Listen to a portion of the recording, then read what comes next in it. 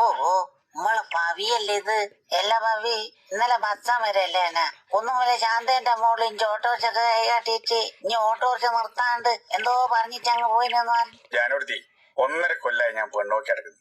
ഇതുവരെ പെണ്ണ് റെഡി ആയിട്ടില്ല. കഴിഞ്ഞ മാസം ഈ പറഞ്ഞ ശാന്തടത്തിന്റെ മോളെ പെണ്ണാണോ പോയിട്ട് ഓരെന്റെ മുഖത്ത് നോക്കി പറഞ്ഞതാ, ഞാൻ സർക്കാർ ഉദ്യോഗസ്ഥന്മാർക്കാ കഴിച്ചു കൊടുക്കൂ. ശാന്തടത്തിന്റെ മൂത്ത മോനെ തിന്നാ പണി സാധാ പണി തന്നെയല്ലേ?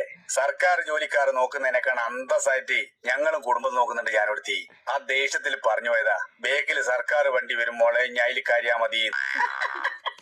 അത് നന്നായി മോനെ. ആലം പോട്ടെ, ഇതേതാ വണ്ടി? പുതിയതാ? ഇപ്പൊ ന്യൂ ജനറേഷൻ അല്ലേ ജാനുവടുത്തി? ഈ കാലഘട്ടത്തിന് യോജിച്ച വണ്ടിയായത്. കുലുക്കവും ഇല്ല, ശബ്ദവും ഇല്ല, കാണാനും മൊഞ്ചൻ. അല്ല ഭാവി, ഇതിന്റെ മൈലേജ് അല്ല എങ്ങനെ? ഇതിന് 55 കിലോമീറ്റർ മൈലേജ് ഉണ്ട് കേളപ്പെട്ട. അത് മാത്രല്ല കേളുപ്പ, ഇതിന് അന്തരീക്ഷ മലിനീകരണം വളരെ കുറവാണ്. ചെറിയ മുതൽ മുടക്കേ ഉള്ളൂ. നമ്മള് ചുക്കൂർ ഇതേപോലത്തെ ഒരെണ്ണം വാങ്ങിയിട്ടുണ്ട്.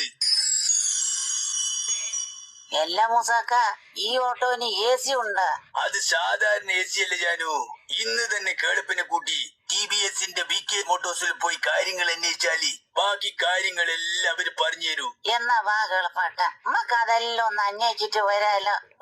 ഒരു കളി മക്കൾ, കാലത്തിന്റെ ഒരു പോക്ക് നോക്കണേ. യഥാർത്ഥ മൂല്യത്തിലുള്ള സേവനങ്ങൾ ആസ്വദിക്കാൻ